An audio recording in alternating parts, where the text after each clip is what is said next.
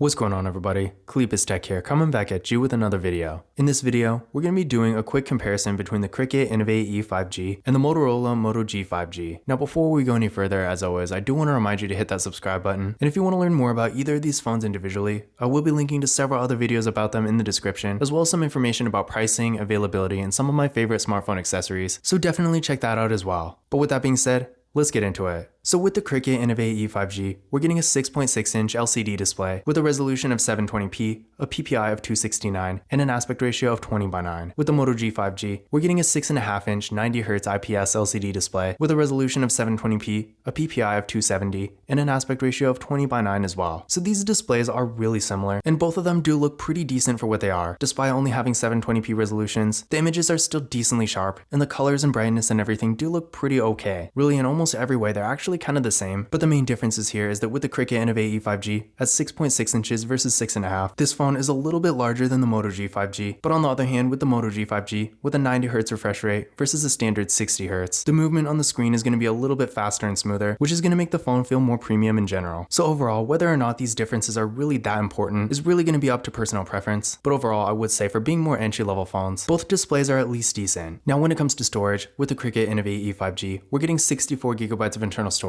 with microSD card expansion, and with the Moto G5G, we're getting 256GB with microSD card expansion as well. So as you can see here, clearly the Moto G5G has a huge advantage. For the average user, with this much internal storage, you're probably not even going to have to touch a microSD card, and even if you're more of a power user and you have a lot of apps and stuff like that, that's really who this phone is meant for. But on the other hand, for the average user, with 64GB, while this is acceptable as long as you're mindful of what you're putting on your phone, I feel like for pretty much anyone, no matter what your situation is, the Moto G5G is definitely going to have a significant advantage here. But if you're really just not doing a whole lot with your phone and you don't have a lot of apps, you're probably not going to need this much storage. So in that case, the Cricket Innovate E5G is at least okay. Now for security features, both phones have face unlock and they both have fingerprint scanners as well. With the Cricket Innovate E5G, it's right here on the back, and with the Moto G5G, it's right here on the power key. But starting with the Cricket Innovate E5G, let's go ahead and give them a try.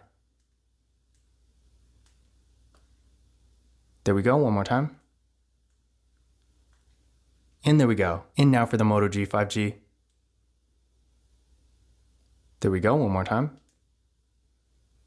And there we go. So as you can see there, both fingerprint scanners worked real well. And again, remember, these phones also both have face unlock too, so if you want to use that instead, you always can. Now taking a look at the camera setups here, with the Cricket Innovate E5G, we got a water drop notch for the front facing camera. This camera is 5 megapixels. Then on the back, we got a dual camera setup with a 13 megapixel main camera and a 2 megapixel depth sensing camera. With the Moto G5G, we got a hole punch for the front facing camera. This camera is 13 megapixels. Then on the back, we got a triple camera setup with a 50 megapixel main camera, a 2 megapixel macro camera, and a 2 megapixel depth sensing camera. So in general, between the two, as far as features go, they are really pretty similar, except with the Moto G5G, we do have a macro camera, whereas again, with the Cricket Innovate E5G, besides regular photos and portrait mode, there's pretty much nothing else. So if you do want to get close-up detailed images with the macro camera, the Moto G5G will have a bit of an advantage, but otherwise, keep in mind, neither phone has an ultra-wide camera. And as far as quality goes, I would say these phones are actually really similar, but in general, the Moto G5G does take slightly better photos. So overall, if you are taking a lot of photos and the camera is really an important thing to you, the Moto G5G will have an advantage. But that being said, if you're a more casual camera user and you just need to get a couple nice photos here and there, the Cricket Innovate E5G will at least get the job done. Now for RAM and processor, with the Cricket Innovate E5G, we're getting 4GB of RAM with the MediaTek Dimensity 700 processor. With the Moto G5G, we're getting 6GB of RAM, and this phone has the MediaTek Dimensity 700 as well. So in general, as you could probably guess from two phones with the same processor, the performance here is really going to be pretty much the same. But that being said, both phones are decently fast if you're doing more basic activities like web browsing, social media, streaming content like videos and music, and even some light mobile gaming. Either phone will be perfectly fine. Now I did run Geekbench 5 benchmark tests on both of these phones, and here are the scores right here. Again, as you can see, the scores are really not that much different. The Moto G5G did score a little bit higher, but in practice, when you're actually using the phones, again, you're really not going to see a significant performance difference between the two. Now when it comes to the battery, the Moto G5G does have a significant advantage with a 5000 mAh battery that supports 10 watt fast charging versus the Cricket Innovate E5G with a 4000 mAh battery that supports supports 10-watt fast charging as well. So on one hand, the Cricket Innovate E5G isn't really terrible, especially if you're in a situation where maybe you're around a charger most of the time, but you still want a decent battery for when you're not. In that case, it will do the job just fine. But if you have a more mobile lifestyle, for example, and you're not always around a charger, then the Moto G5G will be a better choice because the battery life on this phone is a lot better. And as far as the charging speeds go, although 10-watt fast charging is pretty much the lowest you can get, both of these phones do charge up decently fast. Another thing to keep in mind here is that with the Cricket Innovate E5G, we are getting NFC, whereas with the Moto G5G, we're not. So if you do like to use tap and pay, then the Cricket Innovate E5G will have an advantage there. But in conclusion, which of these phones is better? In general, this is actually a really close one because in a lot of ways, these phones are pretty much the same. But that being said, for most of the more significant differences, I would say the Moto G5G takes this one. The biggest advantage here is that with 256 gigabytes of internal storage versus only 64, that really is just such a huge difference. So if you are putting a lot of stuff on your phone, especially things like games that take up a lot of space, the Moto G5G will have a huge advantage. And honestly, even for the average user, keep in mind stuff like apps, the system, and just files in general are taking up more and more space. So in this day and age, it's honestly better to have more storage than you think you need. Aside from the storage, although the Cricket Innovate E5G doesn't have a bad camera, the camera on the Moto G5G is definitely at least a little bit better. So if you're taking a lot of photos, then this is definitely something to consider. And in addition to this, with again a 5000 mAh battery versus only 4000, the Moto G5G has much better battery life and longevity. And honestly, even if you are around a charger all the time, you really can't go wrong with a larger battery. But that being said, one advantage the Cricket Innovate E5G does have is again, this phone does have NFC, whereas for whatever reason, despite being a more expensive phone, the Moto G5G doesn't. And that really brings me to my next point. Even with the deals Cricket usually offers, the Moto G5G is most likely going to be quite a bit more expensive than the Cricket Innovate E5G. And for the money, I feel like unless you want a whole lot of storage, the Cricket Innovate E5G pretty much does everything the Moto G5G does, but for like half the price or maybe even less. So overall, if you do want a larger battery and a lot of storage, the Moto G5G might be worth it. But if you want to use tap and pay, or you just don't care about having a larger battery and more storage, then I feel like the Cricket Innovate E5G is going to be perfectly fine for you. But this concludes my comparison between the Cricket Innovate E5G and the Motorola Moto G5G. Again, if you want to learn more about either phone individually, I will be linking to several other videos about them in the description, as well as some information about pricing, availability, and some of my favorite smartphone accessories. But that's it for this video. If you enjoyed it and found it useful, be sure to give it a thumbs up and hit that subscribe button. Don't forget to follow Kalipa's Tech on Twitter and Instagram. And as always,